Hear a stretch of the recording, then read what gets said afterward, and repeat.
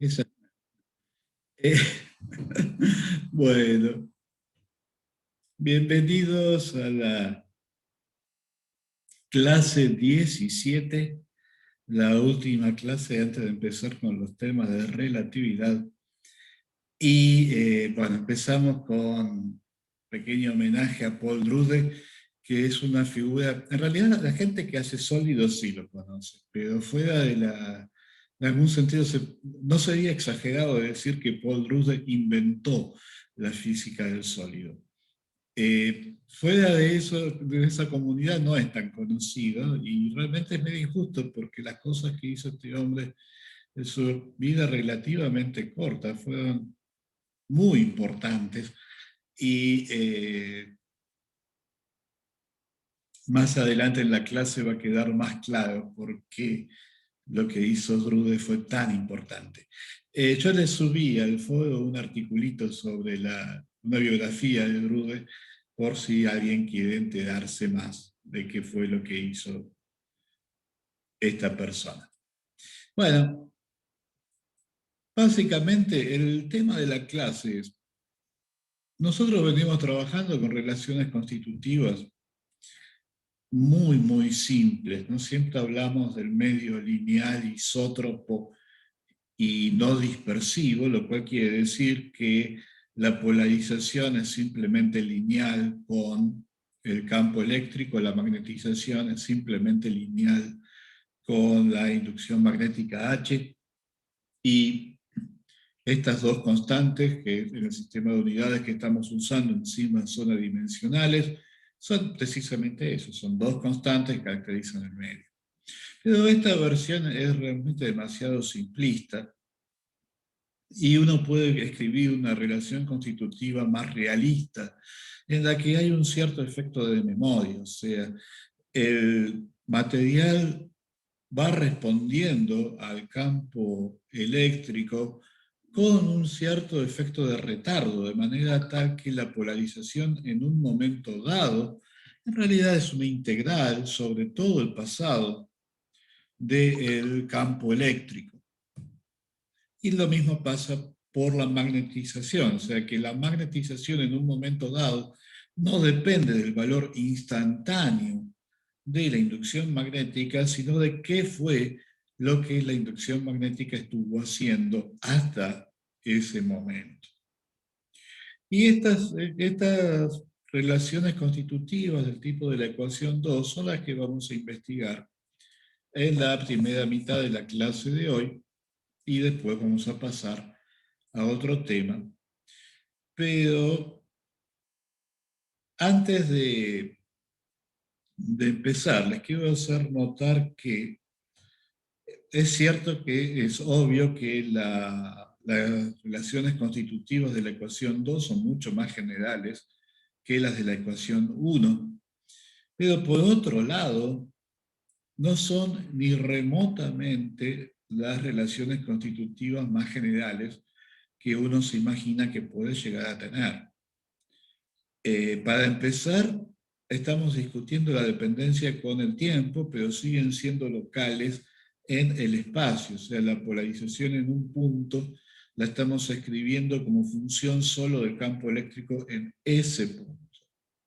Lo cual, bueno, la luz se propaga, entonces realmente uno pensaría que a lo mejor lo que el campo eléctrico está haciendo en un punto del material de alguna forma genera una perturbación que se propaga y va afectando la polarización en otros puntos, no necesariamente solamente en ese punto. O sea que ya ahí ya hay una simplificación muy importante, mantener la localidad en el espacio. O sea, básicamente lo que estamos diciendo es que, bueno, está bien, estamos considerando la historia, pero la historia sobre periodos relativamente largos, y como la luz se propaga muy rápido, ya a esa altura del partido cualquier efecto local tuvo tiempo de homogeneizarse en el espacio, y estamos viendo cómo es la respuesta en el tiempo. La otra simplificación, que es muy drástica, es que en realidad estamos diciendo, o sea, no estamos haciendo electromagnetismo, Estamos escribiendo una ecuación para la polarización en función del campo eléctrico por un lado y otra ecuación para la magnetización en función del campo magnético. En la práctica los dos efectos van a venir juntos y por lo tanto en realidad acá yo debería tener una matriz, o sea, aún asumiendo que el medio siga siendo isótropo, la polarización en un momento dado tendría que ser una función de la historia del campo eléctrico y de la historia del campo magnético, y lo mismo para la magnetización. O sea que uno en realidad se imaginaría que uno se puede imaginar relaciones constitutivas muchísimo más generales que las que escribí. De hecho, si llegamos a ver cómo son las relaciones constitutivas en un medio en movimiento, vamos a ver que en relatividad pasa precisamente eso. O sea, precisamente porque en relatividad uno no puede hacer electricidad por un lado y hacer magnetismo por el otro, tiene que hacer electromagnetismo. Y entonces vamos a ver que la inducción magnética puede generalizar, puede inducir polarización. Pero eso es simplemente un ejemplo, en realidad eso es lo normal.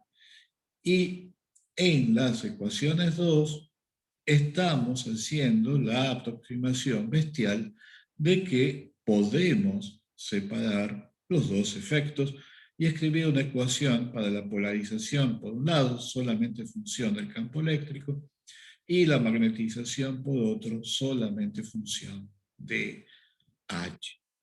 ¿Está bien? O sea, vamos a trabajar con 2, que es mucho más general que 1, pero no es ni remotamente la relación constitutiva más general que tendría sentido escribir y que se verifica efectivamente en la naturaleza.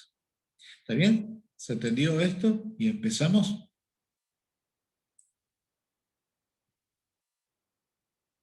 Sí. Bueno, este tipo de operación, ¿no? La integral de una función de t menos t' por otra función de t' lo se llama una convolución. O sea, lo que estamos diciendo es que la polarización es la convolución de esta susceptibilidad con el campo eléctrico. Acá hay una cuestión de notación, o sea, esta G que aparece en la ecuación 2 no pueden ser las G que aparecen en la ecuación 1. Para empezar, estas G serán constantes y adimensionales.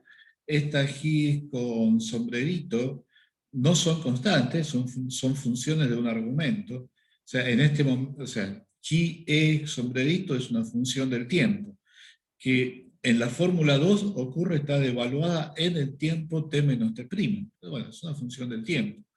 Y la otra diferencia es que G sombrerito no es adimensional, tiene que tener unidades de 1 sobre tiempo para que las ecuaciones 2 sean dimensionalmente consistentes.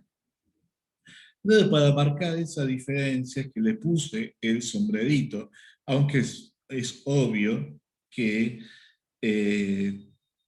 conceptualmente tiene muchísimo que ver. Y en particular, ¿cómo recupero el caso 1 respecto al caso 2? Bueno, la idea es que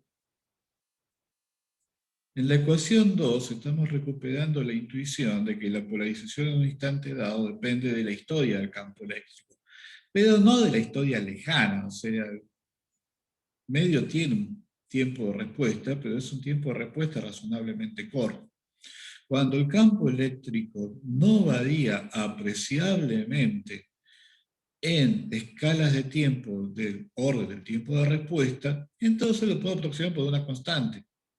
Y lo puedo sacar de la integral. Es el e de t de la ecuación 1. O sea, no tiene que ser matemáticamente constante. Basta que varíe muy poquito en escalas de tiempo del orden del tiempo de respuesta del material.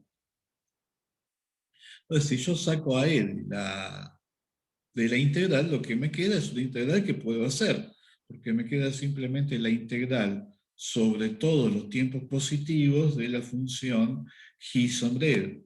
O sea que eso es la G que aparece en la ecuación 1. Es la integral sobre todo tiempo de la G sombrero. Bueno, sobre todo tiempo positivo.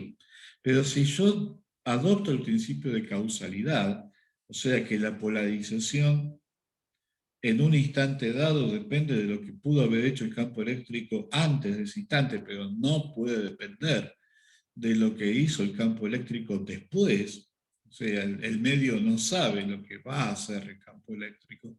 Entonces es razonable extender esta Gison-Dedito diciendo que la Gison-Dedito vale, la Gison-Dedito de T vale 0 cada vez que T es negativo. O sea, cuando T' es más grande que T, queda acá un argumento negativo y yo digo que en esos casos la Gison-Dedito vale idénticamente 0. Con esa convención de que yo extiendo la G-sombrero por causalidad, entonces efectivamente la G de la ecuación 1 es la integral para todo tiempo de la G-sombrero de la ecuación 2 y eso daría la relación entre ambas. ¿Está bien? ¿Vamos bien? Todavía no salimos de la diapo 1, así que... Perdón, creo que no entendí ese argumento de la causalidad. Claro, fíjate, la G sombrero lo que te está diciendo es ¿qué polarización causa en el instante T un efecto producido por el campo eléctrico en el instante T'? O sea, yo prendo un campo en T', me voy, vuelvo en T y me fijo qué polarización tengo. Ese efecto solamente puede ser no trivial si T' es antes que T. O sea, yo prendo un campo eléctrico, vuelvo y me fijo en T qué polarización tengo. Ahora, el campo, la polarización hoy no puede depender de que yo voy a prender un campo eléctrico mañana. Y entonces, cuando el argumento es menos un día, ¿no? T igual a hoy, T' igual a mañana, esta función de respuesta tiene que valer 0. O sea, la polarización hoy no depende de lo que va a hacer el campo eléctrico mañana. Y eso pasa para todo par de tiempos. O sea, cada vez que T' más grande que T, la respuesta del sistema es 0. El sistema no responde a lo que va a hacer el campo eléctrico de ahora en más. El sistema responde a lo que hizo el campo eléctrico hasta ahora. ¿Está bien? ¿Quedó más claro? Sí, sí, gracias. Bueno, les estaba diciendo, matemáticamente, esto lo llama una convolución. Y hay una manera estándar de trabajar en convoluciones, que es usando la transformación de Fourier, porque la transformada de Fourier de la convolución es el producto de las transformadas de Fourier de las dos funciones que estoy convolucionando. Esa es una cuentita que está hecha en la primer nota que subí al campus. Así que uno ve esta fórmula y se da cuenta que hay una transformada de Fourier en el futuro próximo. Así que simplemente en la ecuación 3 lo único que hago es marcar cuáles son las convenciones que estoy usando, porque hay, digamos, las convenciones respecto a la transformada de Fourier varían en poner este 2pi acá, ponerlo acá o poner un raíz de 2pi en ambos lados, que da algo más simétrico. Los matemáticos lo llaman la simetría y por lo tanto tienden a definir la transformada de Fourier con una raíz de 2pi para que las dos operaciones sean equivalentes.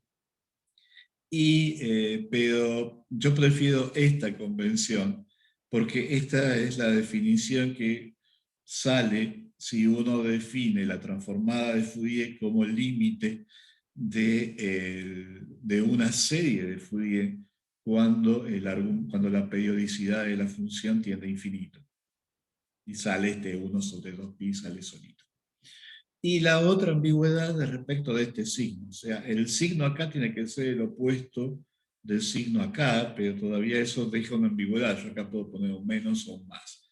de vuelta, yo prefiero usar esta convención, fundamentalmente porque es la convención que sale naturalmente en teórica 2. O sea que de esta manera las fórmulas de acá se van a poder comparar más fácilmente con las fórmulas en problemas análogos que se van a encontrar en cuántica. Así que simplemente para hacer notar que si tienen alguna duda de cómo está definida la transformada de Fourier, fíjense en la ecuación 3, introducimos la transformada de Fourier de E, la transformada de Fourier de la polarización y la transformada de Fourier del Gil sombrerito. Acá falta el sombrerito, esta es simplemente una convención de notación. No, lo que yo estoy llamando Gie de omega es la transformada de Fourier de la Gi sombrerito. Pero, o sea que bueno, acá está bien, perdí el sombrerito, pero eso también tiene una cierta ventaja, que hace que las fórmulas queden un poco más livianas. Y respecto de la Gi, entonces, de la ecuación 1, habíamos dicho que la Gi de la ecuación 1 era la integral sobre todos los tiempos de la Gi sombrerito.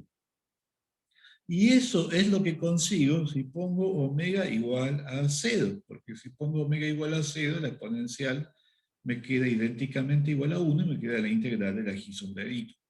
O sea que la Gi de la que venimos hablando hasta ahora, la Gi que no depende del tiempo, la Gi del caso estático, es la Gi de omega evaluada en el punto omega igual a 0. O sea, simplemente es uno de los valores de la Gi de omega, la que corresponde cuando yo la evalúo en omega igual a 0. Que es otro motivo para no cargar la notación arrastrando el sombrerito de la Gie. Pero se entiende que la Gie de omega, cuando hago Gie de omega, en realidad transformada de Fourier de la Gie sombrerito. ¿Está bien? Pero bueno, arrastrar ese sombrero por todos lados hacía que la notación quedara realmente muy pesada.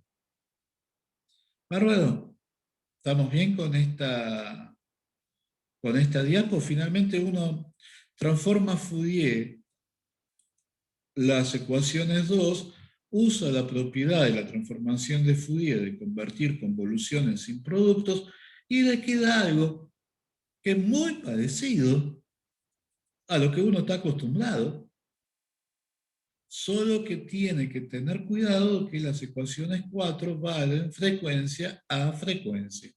O sea, para cada frecuencia voy a tener una relación lineal del tipo de la ecuación 4, pero con distintas constantes. Estas funciones son funciones de la frecuencia y la pregunta es, bueno, ¿cómo? ¿Cómo dependen estas cosas de la frecuencia? ¿Está bien? Ese es el tema que viene ahora, el tema gordo. Yo quería hacer una pequeña pregunta del Dale. tema de los límites de integración, porque Sí. puede ser que en la transformada de Fourier deberíamos integrar de menos infinito a más infinito. En este caso estamos teniendo de menos infinito a t. Eh, ¿Cómo No, afectaría en eso? estas integrales, las integrales van de menos infinito a infinito. O sea, tenés razón, la transformada de Fourier se define de menos infinito a infinito. En la ecuación 5 también, la integral va de menos infinito a infinito. Resulta que la mitad de esa integral es trivial. Mm, Que la parte que va de menos infinito a 0, la Gie sombrerito vale 0 para todo t negativo. Pero claro. eso es una propiedad de la función que estás transformando. Propiedad muy importante de esa propiedad de la función, que la Gie de t vale 0 cuando t es negativo, de esa propiedad van a ser las relaciones de Kramer-Kronig. O sea, es muy importante. Pero es eso, es una peculiaridad de la función Gie-sombrerito. En general, cuando yo no marco límites, quiere decir que los límites son menos infinito, infinito. Ok. ¿Está bien?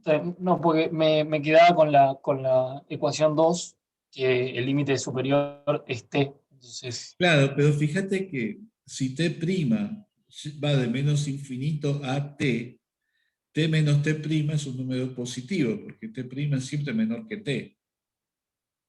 O sea que acá siempre estás evaluando la GIE con argumentos positivos. ¿Ves eso? Sí, sí, sí, sí. Gracias. O sea, yo podría haber dejado este límite en más infinito. Y de todas formas, la condición de que la Gibson dedo vale 0 para para los argumentos negativos, automáticamente me iba a truncar la integral en t. Una vez que t' pasa de t, este argumento se hace negativo. O sea que en la ecuación 2 ya estoy usando que la Gibson dedito vale 0 cuando el argumento es negativo. ¿Está? Gracias, sí.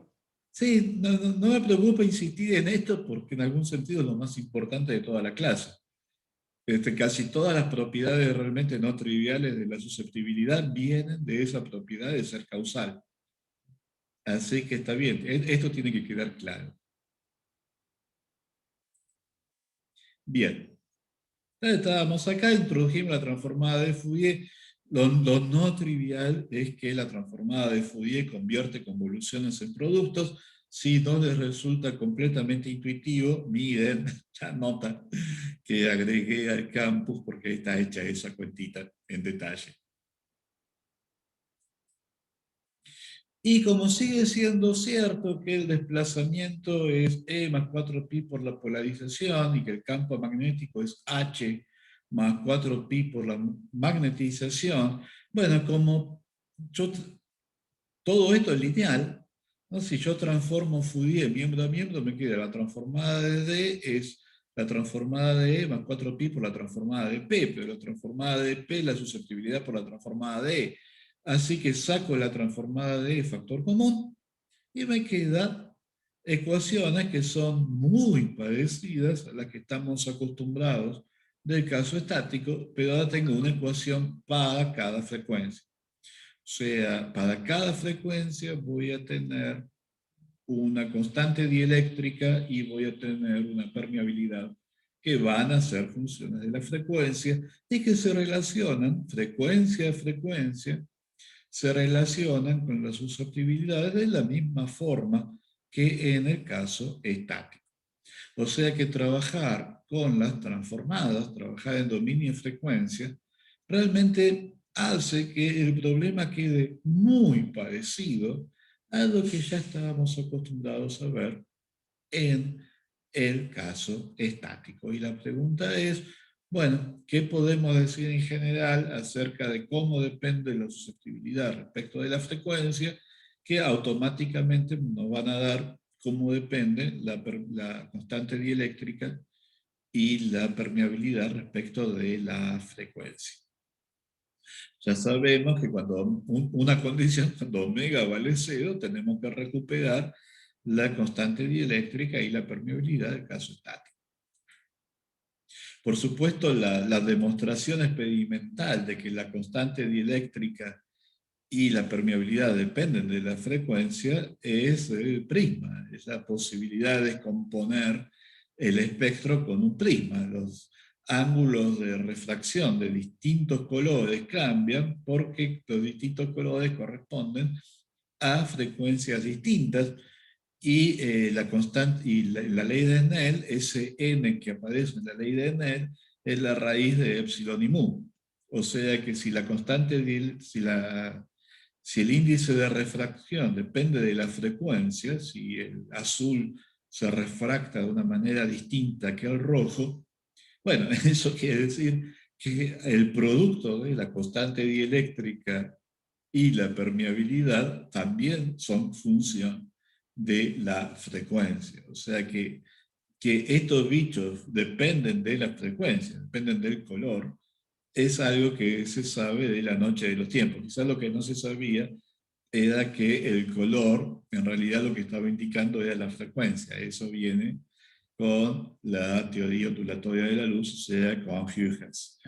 Pero que el índice de refracción dependía del color, eso se sabe desde que se inventó el vidrio, más o menos. Desde que alguien vio una mancha de aceite en el suelo. Así que sobre eso no puede quedar la menor duda. ¿Está bien? ¿Vamos con Drude?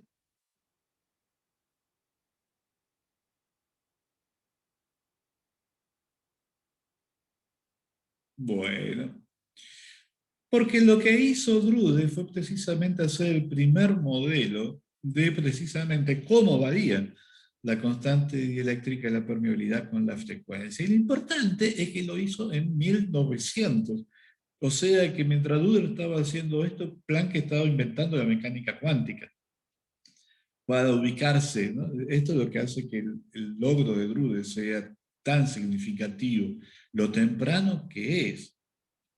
Aunque ahora parecería que en 1900 la Revolución Francesa y Juana de Arco fueron contemporáneos, pero en realidad no fue hace tanto.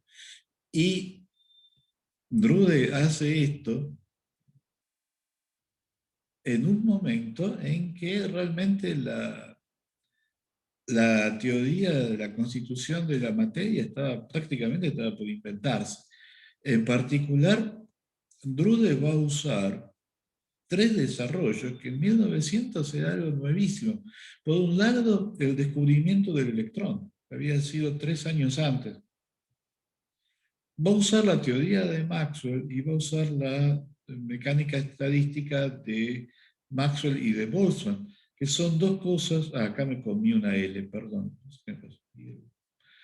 Que son dos teorías que en ese momento eran los J de los J. ¿No?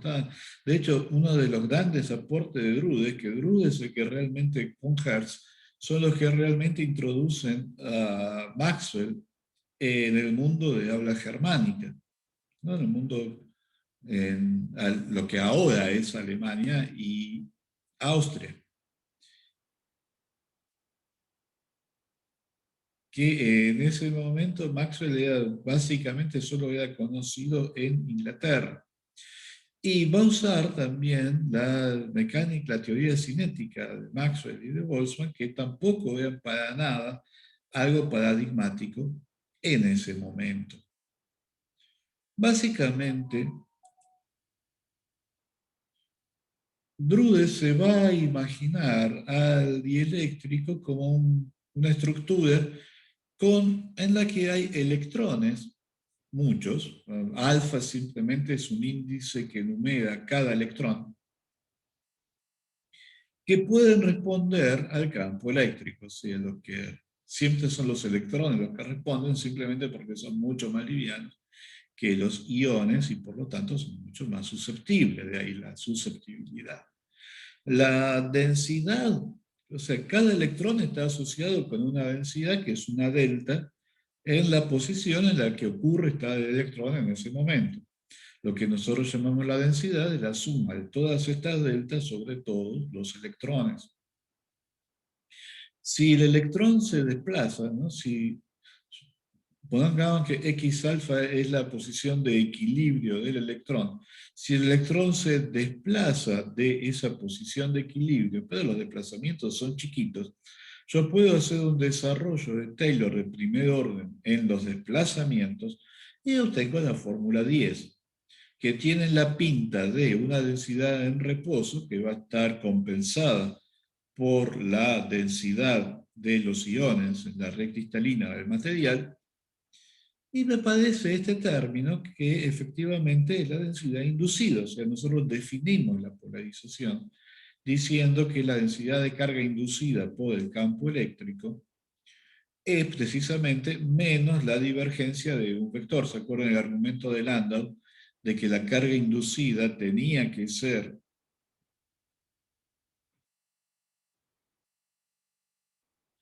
la divergencia de alguien, porque si el material era eléctricamente neutro en reposo, entonces cuando yo integraba la carga inducida en algún volumen que contuviera íntegramente el material, me tenía que dar cero. Y que por eso la carga inducida tenía que ser la divergencia de alguien. Y ese alguien lo habíamos llamado menos el vector polarización. Entonces, si yo comparo esto, que en algún sentido es la definición de la carga inducida, con el desarrollo de Taylor a primer orden de la fórmula 10, Me queda entonces que la polarización es simplemente esta suma. Es el promedio pesado de las mismas deltas que tenía en la ecuación 9, pero ahora pesado por el desplazamiento del electrón alfa respecto de su posición de equilibrio.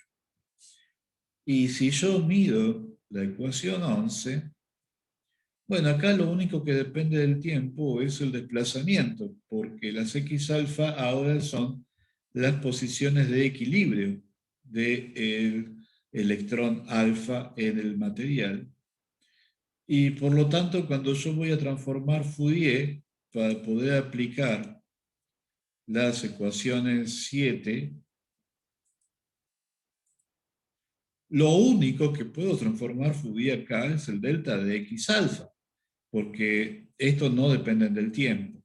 O sea que me queda que la transformada de la polarización es simplemente la suma para todos los electrones de la transformada del desplazamiento multiplicado por deltas que se encienden en las posiciones de equilibrio de los electrones.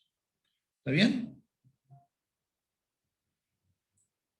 ¿Llegamos todos desde la ecuación 12?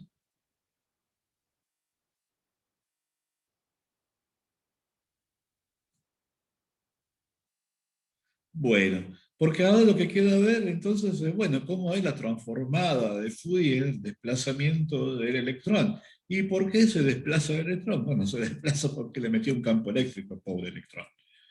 Entonces, lo que está asumiendo Drude es que cada electrón obedece una ecuación tipo Newton. Acuérdense que no se había inventado la mecánica cuántica todavía. Así que él va a ser un modelo puramente clásico, que sorprendentemente sigue en pie, o sea, lo hizo muy bien. ¿Qué va a decir? Bueno, el electrón normalmente está ligado a algún ion del material y por lo tanto hay algún tipo de fuerza de ligadura que si los desplazamientos son chiquitos la puedo aproximar como una fuerza armónica. O sea que voy a asumir que cada electrón lo voy a representar como un oscilador armónico cuya posición en reposo es en este caso es C, o sea, acuérdense que delta de X alfa es el desplazamiento de la posición actual del electrón respecto de su posición en reposo. Va a sufrir la fuerza de Lorentz. Estoy asumiendo que puedo separar los efectos magnéticos y eléctricos, solamente me quedo con la parte eléctrica de la fuerza de Lorentz. Eso va a hacer que se empiece a mover. Y al moverse va a sentir una resistencia, una fuerza viscosa, que la puedo escribir de esta forma, dimensionalmente, esta cosa gamma. O sea, esto tiene que tener unidades de masa por aceleración, esto es la velocidad de desplazamiento, o sea que acá hay un 1 sobre t, para que me quede la aceleración, gamma tiene que tener unidades también de 1 sobre t. O sea, básicamente lo que está haciendo Drude es que voy a modelar cada electrón como un oscilador armónico amortiguado. Si yo dejo el electrón libre, si mi material fuera un conductor, o sea, si realmente tuviera electrones capaces de moverse libremente, tacho la fuerza restitutiva y me queda una ecuación que si E es constante, va a relajar a una velocidad límite. O sea, si E es constante, no tengo fuerza restitutiva, la ecuación que me queda, acuérdense, no está este tercer término, la ecuación que me queda tiene una solución en que la velocidad del electrón alfa es la carga por el campo dividido m dividido gamma. Y esa es la velocidad límite, es la velocidad con la que caían las gotitas en el experimento de Millikan, es la velocidad con la que cae un peso lanzado de una altura muy alta, teniendo en cuenta la fricción de la atmósfera, alcanza una velocidad límite. Y esa velocidad límite, ahora de vuelta multiplicada por E, me da la corriente en el material conductor. O sea que esta ecuación cubre tanto el caso de un dieléctrico como el caso de un conductor. La diferencia es puramente cuantitativa. Cuando el término de fuerza restitutiva es importante, tengo un dieléctrico. Cuando la fuerza restitutiva es despreciable, tengo un conductor.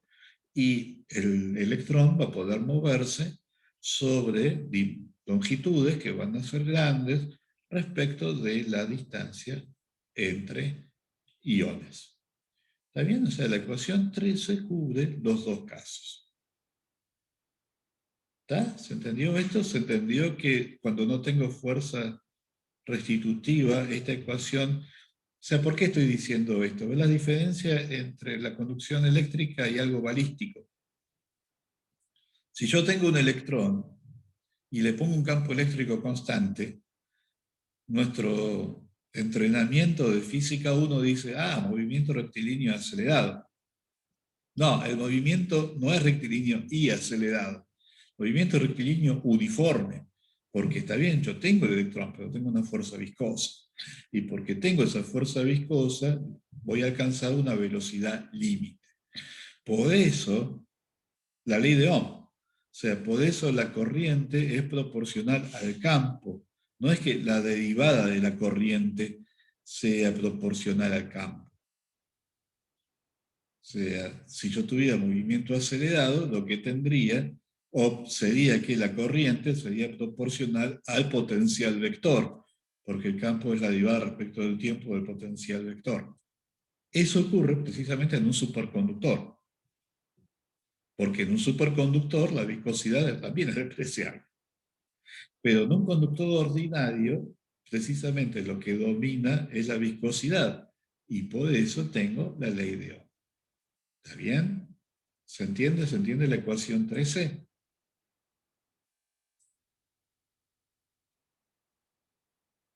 Bueno. Porque está bien, la ecuación 13 sí está bárbara, pero sigue estando en dominio tiempo y yo quería trabajar en dominio frecuencia. Pero la ventaja de la ecuación 13 es que siendo una ecuación de derivadas ordinarias, transformar Fourier esto es trivial, simplemente la derivada respecto del tiempo se convierte en multiplicar por menos i por omega. De manera que la transformada de Fourier de la ecuación 13 me queda la ecuación 14, cambié un signo, ¿no? Porque acá la transformada de Fourier de la derivada segunda sería menos omega cuadrado por la transformada de delta x. Acá cambié ese signo entonces apareció del otro lado. Y gracias a que tengo el término de fricción, fíjense que esta cosa no puede valer 0 para ningún omega real, y por lo tanto no hay ningún obstáculo en simplemente pasar el corchete dividiendo y de esa manera encontrar la transformada de Fourier de delta x. Hay un tema con qué pasa cuando yo extiendo con la viscosidad a 0, pero por ahora no lo estamos haciendo, así que no tengo ningún problema en simplemente pasar este corchete, pasarlo dividiendo. Y entonces, ahora sí, me va a quedar que la transformada Fourier de delta x es algo por la transformada de Fourier de E. Yo saco ese E afuera, me va a quedar que la transformada de Fourier de P es algo por la transformada de Fourier de E. Por definición, todo ese algo, todo lo que está multiplicando ahí es la susceptibilidad. De manera que encontré una fórmula para la susceptibilidad. Bueno, tenía que sumar sobre todas las deltas, pero precisamente la suma sobre todas las deltas, acuérdense que ahora estas x alfa son las posiciones en reposo, me da la densidad electrónica, la densidad de carga electrónica, en equilibrio, en ausencia del campo eléctrico. Y por eso, esta n, que aparece acá en la ecuación 15, es la suma de todas esas deltas. Lo único que quedó de esa suma es esta densidad. Me queda que la susceptibilidad es proporcional a E cuadrado, o sea, importa el valor absoluto de la carga, pero no importa el signo, lo cual ahora lo interpretamos como que no importa si estoy haciendo la cuenta asumiendo que lo que se mueven son electrones, carga negativa, o vacancias de carga positiva. De cualquiera de las dos formas llego a la misma susceptibilidad. Y veo que efectivamente depende de la frecuencia. Usando la formulita de que la constante dieléctrica es 1 más 4pi por G, obtengo la fórmula 16. O sea, este menos es por este menos. En la fórmula para epsilon, el G aparece sumando. Fíjense que cuando yo pongo omega igual a 0, acá que tengo otro menos, o sea que también me va a quedar 1 más algo.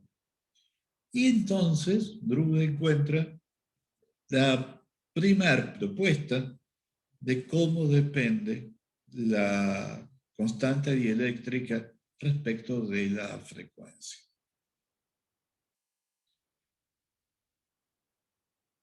Y esta fórmula de Drude tiene unas cuantas peculiaridades que están desarrolladas en la nota que agregué en el campus. O sea, acá estamos viendo propiedades de la constante dieléctrica de Drude, pero en realidad estas son propiedades completamente generales. Cualquier modelo aceptable de la dependencia de la constante dieléctrica con la frecuencia tiene que satisfacer estas propiedades.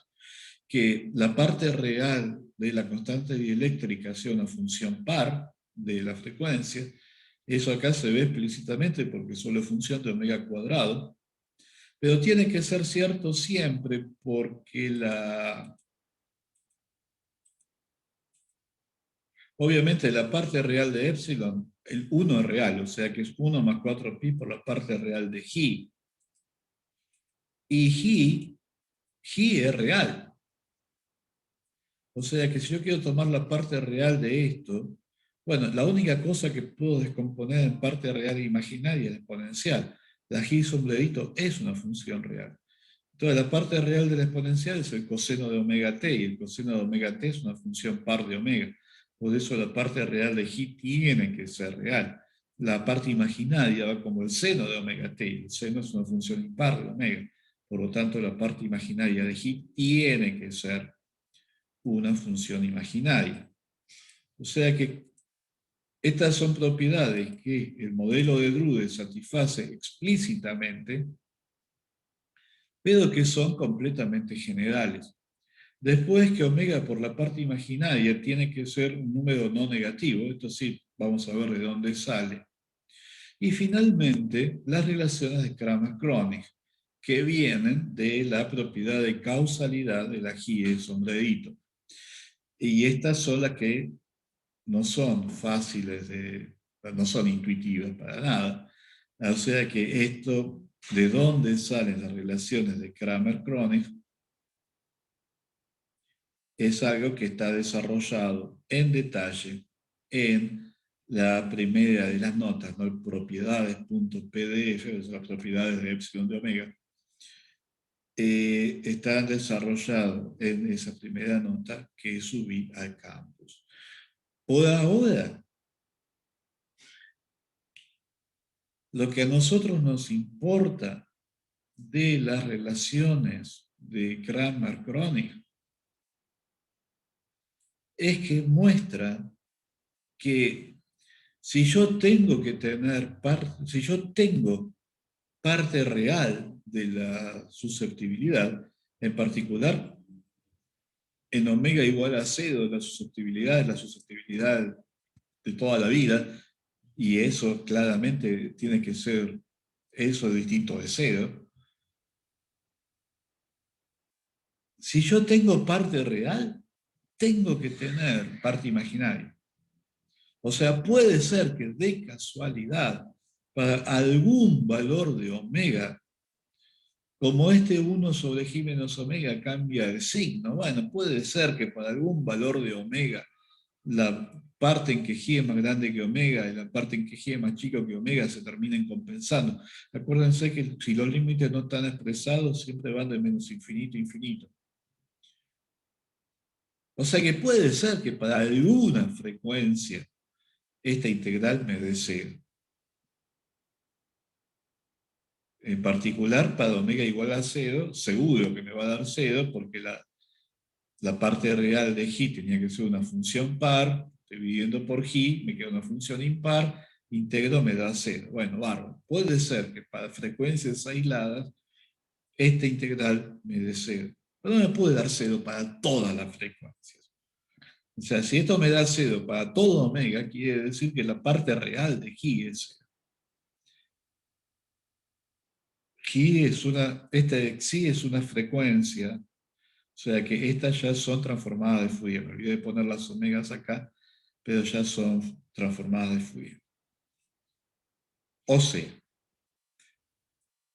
si la parte real de G es distinta de 0 en algún rango de frecuencias, no puede ser que la integral me dé 0 para todas las frecuencias. Y por lo tanto, la parte imaginaria de G también tiene que ser distinta de 0 en algún lado. Y viceversa, o sea, la parte real de G produce parte imaginaria, la parte imaginaria produce parte real. De manera que, es más, hay más cosas que deducir de la relación de Kramer-Kronig, pero la que nos importa inmediatamente es que la constante dieléctrica compleja es efectivamente un número complejo. O sea, puede llegar a ser un número real excepcionalmente para alguna frecuencia dada.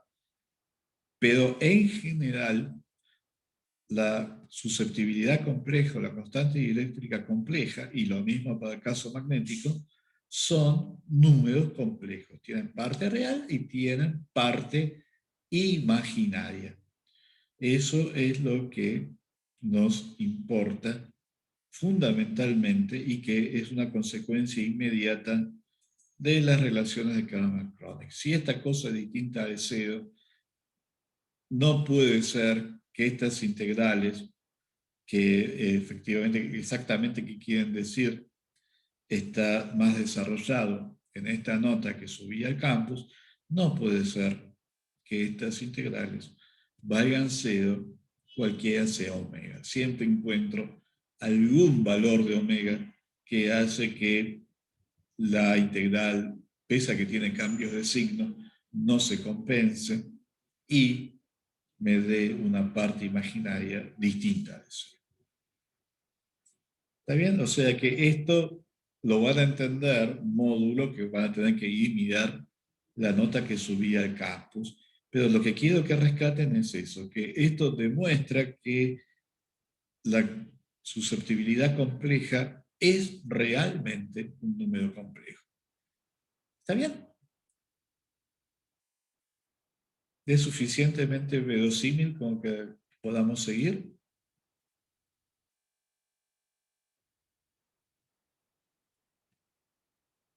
Bien. La fórmula de Drude tiene una peculiaridad, y es que fíjense que si yo estoy en el caso de un conductor, ¿no se acuerdan que un conductor era un medio en el que no estaba este omega 0 cuadrado? En el caso de un conductor, cuando omega tiende a 0, la susceptibilidad diverge, ¿no? Porque precisamente cuando omega tiende a 0, lo que me queda es el 1 menos 1 sobre omega 0 cuadrado. Bueno, si omega 0 cuadrado tiende a 0, la susceptibilidad me diverge. ¿Y qué pasa? ¿Qué está pasando? ¿Cómo puede ser que la susceptibilidad diverja? Y eso realmente es la gran gloria del modelo de Drude, que realmente explica qué es lo que está pasando cuando la susceptibilidad diverge, cuando yo tengo electrones libres en el material. Porque lo que pasa es que, bueno, sí, está bien, la susceptibilidad diverge. Pero lo que aparece en la ecuación de Ampère-Maxwell no es el vector de desplazamiento, sino la derivada respecto del tiempo del vector de desplazamiento. Y eso me agrega, cuando yo hago la transformada de Fourier, eso me agrega una frecuencia multiplicando, que precisamente cancela la divergencia en el epsilon de omega. De tal manera que la ecuación de Ampère-Maxwell está bien definida. No hay un problema con que esta parte, con que la susceptibilidad, la constante dieléctrica, esté divergiendo como 1 sobre omega. Y acá no se da cuenta, y esto es lo que importa, estoy haciendo un modelo de un conductor. Y si a un conductor le pongo un campo eléctrico, yo espero que aparezca una corriente que sea la conductividad por E, que debería aparecer en la ecuación de Ampère-Maxwell. O sea que yo espero que en la ecuación de Ampère-Maxwell me aparezca un término que sea directamente proporcional a E, no a la derivada de E, sino a E. Y acá lo tengo. Acá tengo un término que está multiplicando a E con todo este coeficiente que ahora tiene un límite perfectamente bien definido cuando omega tiende a 0. O sea que la genialidad de Drude fue darse cuenta que todo esto era la conductividad. Y obtiene entonces un modelo para la conductividad en que en su modelito la conductividad es una función de la frecuencia, es una campana de Cauchy.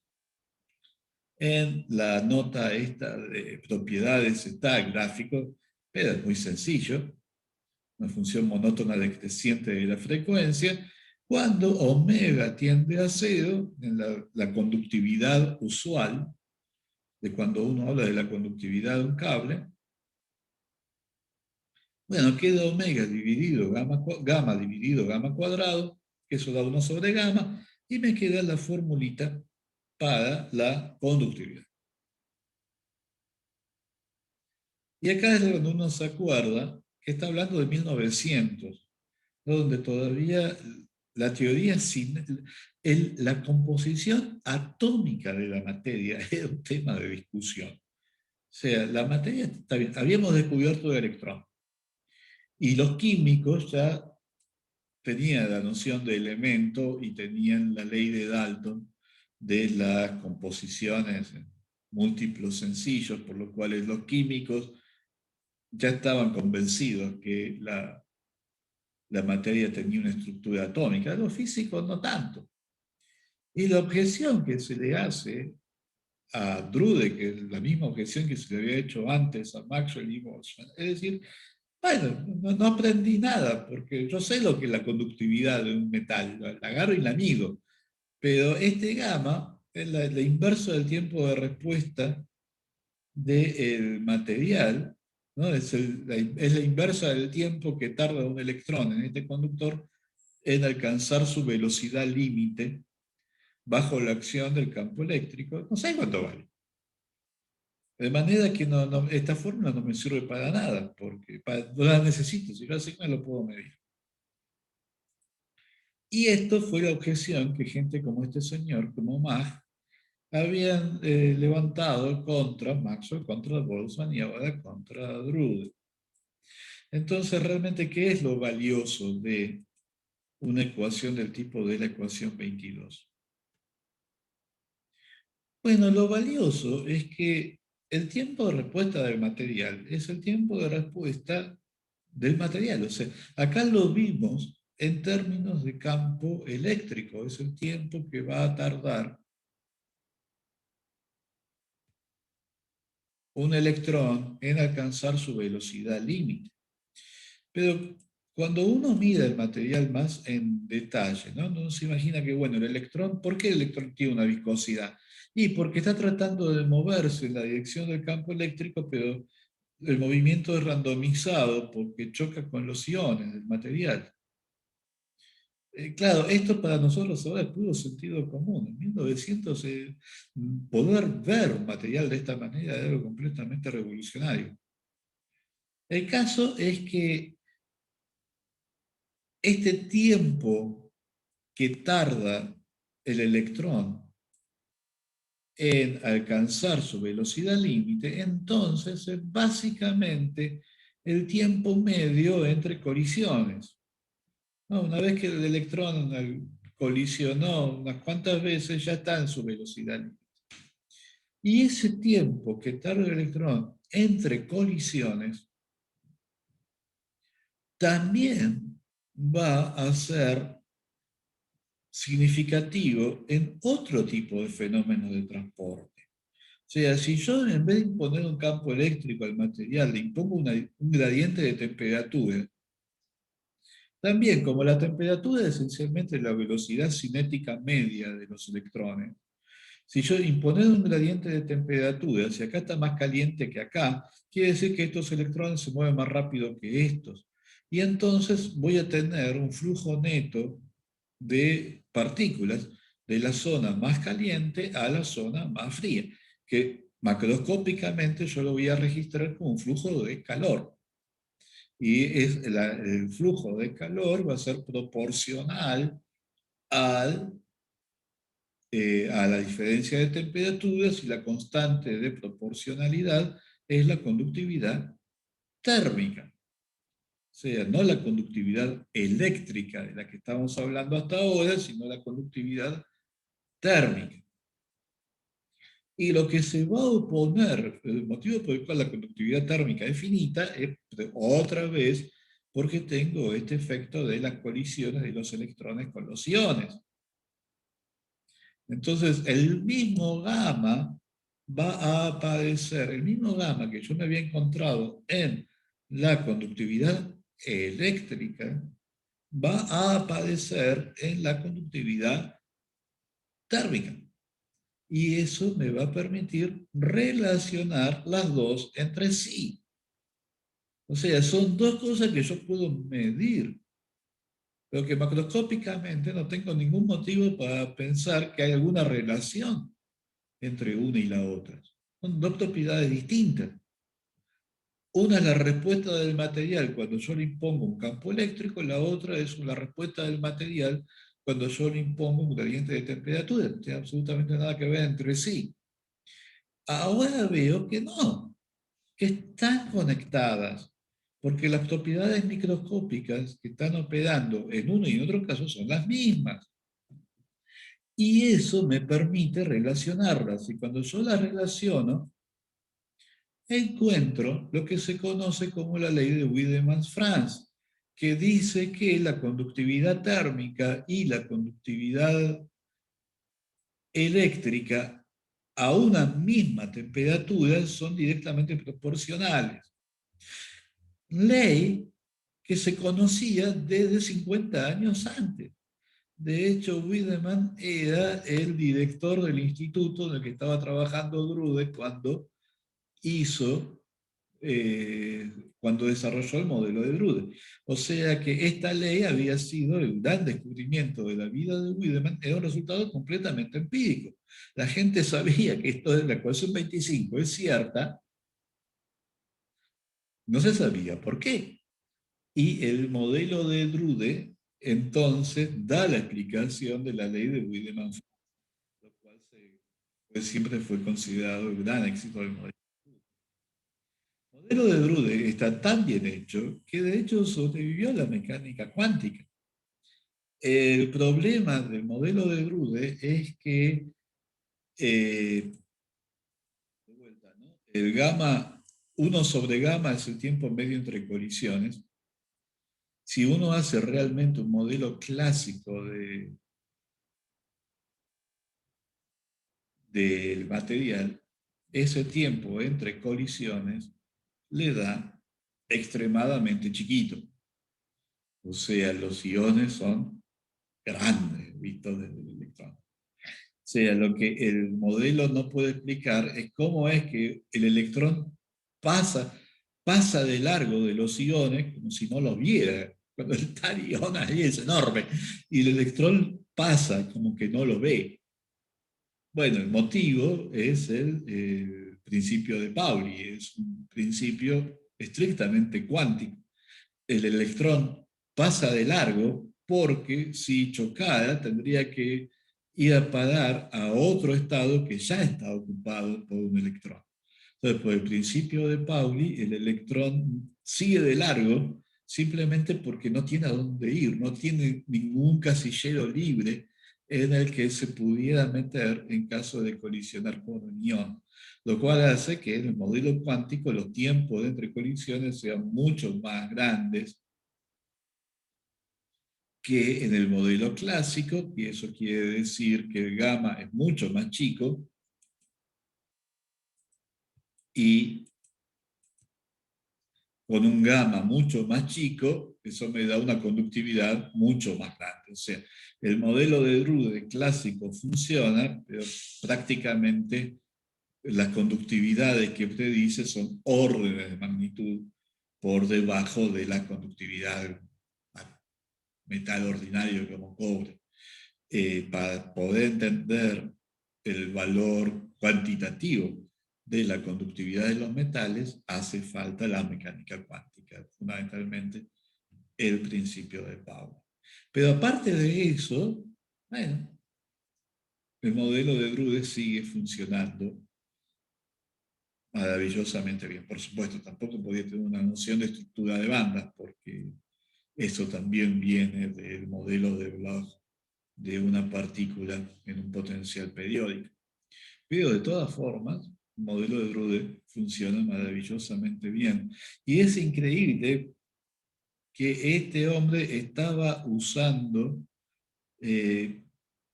lo último de lo último y consiguió mezclar, consiguió combinar en un solo modelo la teoría de Maxwell.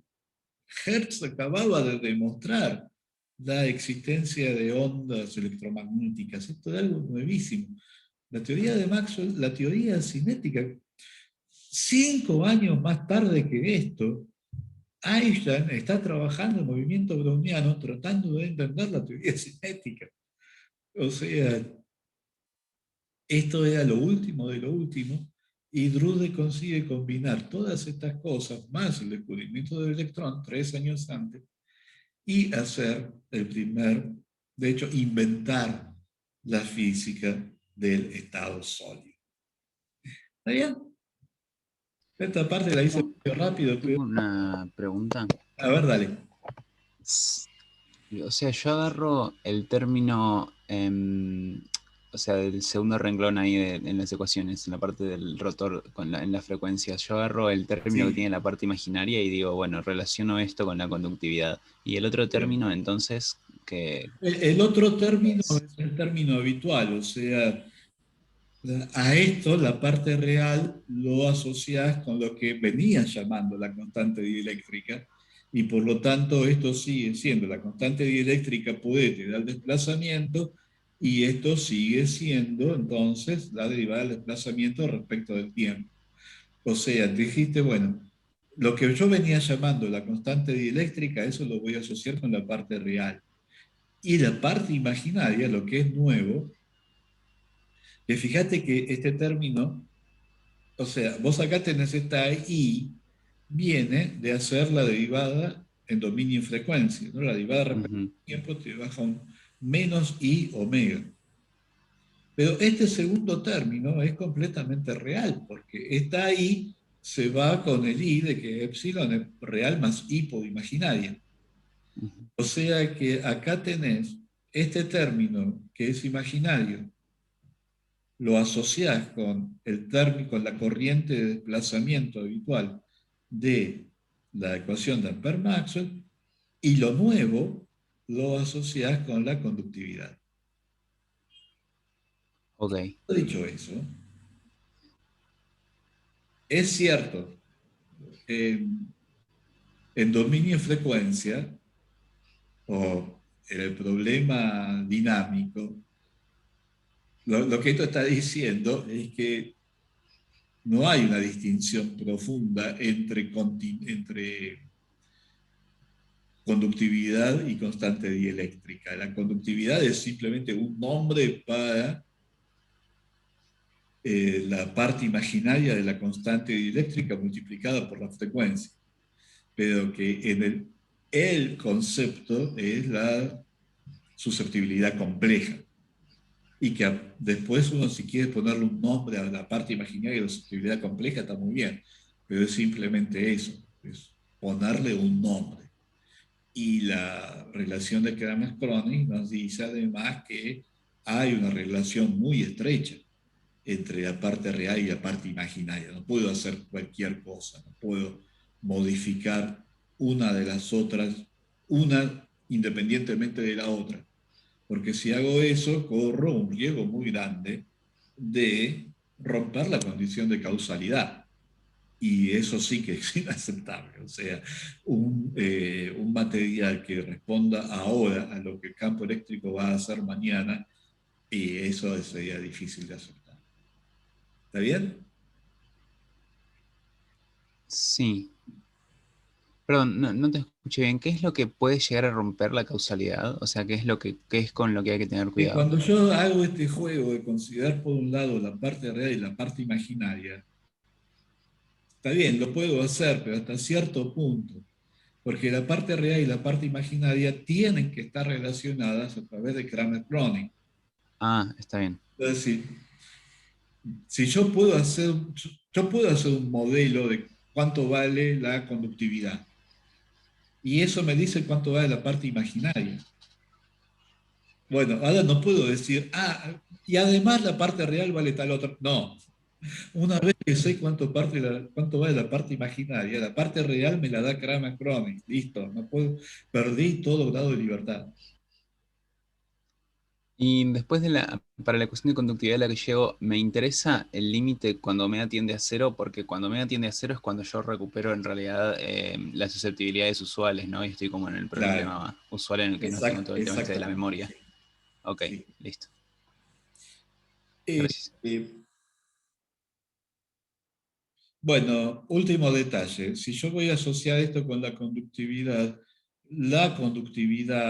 tiene que ser un número positivo porque por la segunda ley de la termodinámica, el calor disipado efectivamente es disipado, por lo tanto tiene que ser positivo.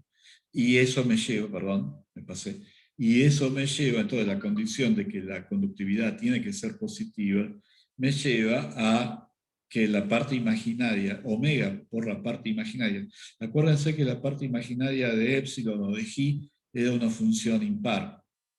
Cuando yo la multiplico por omega me queda una función par.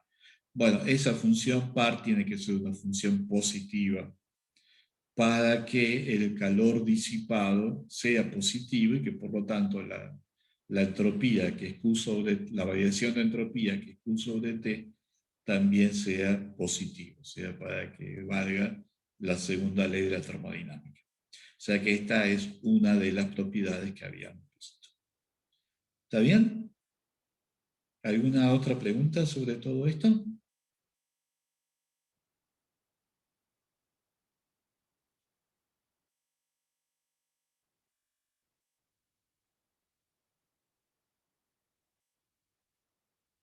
Bueno, parece que no.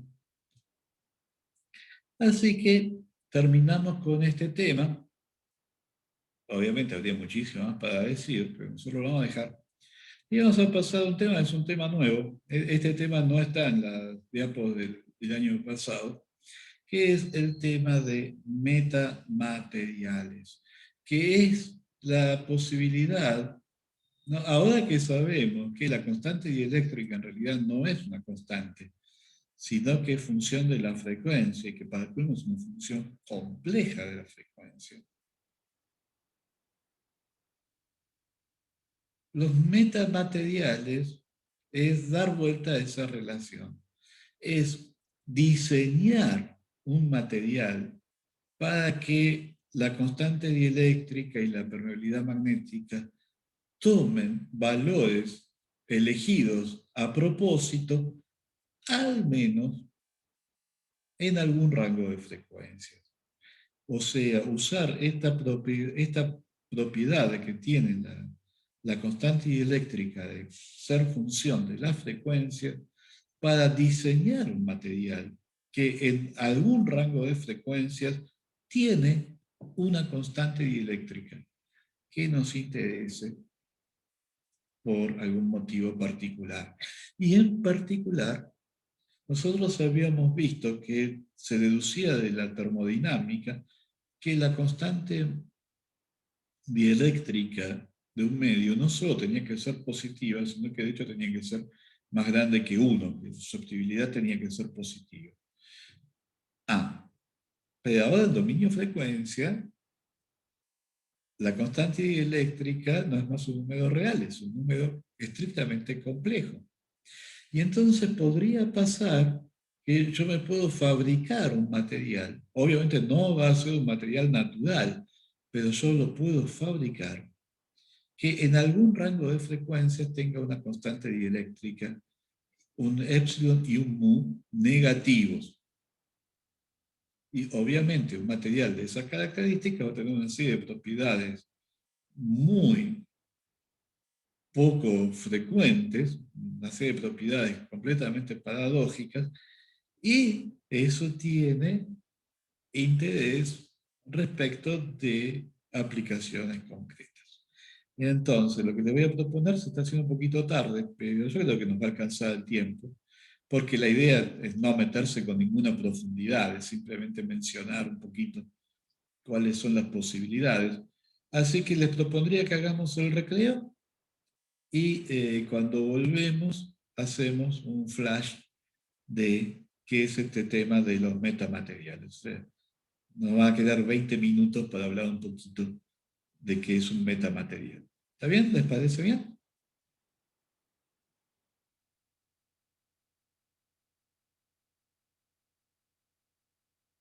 Bueno, entonces seguimos -20.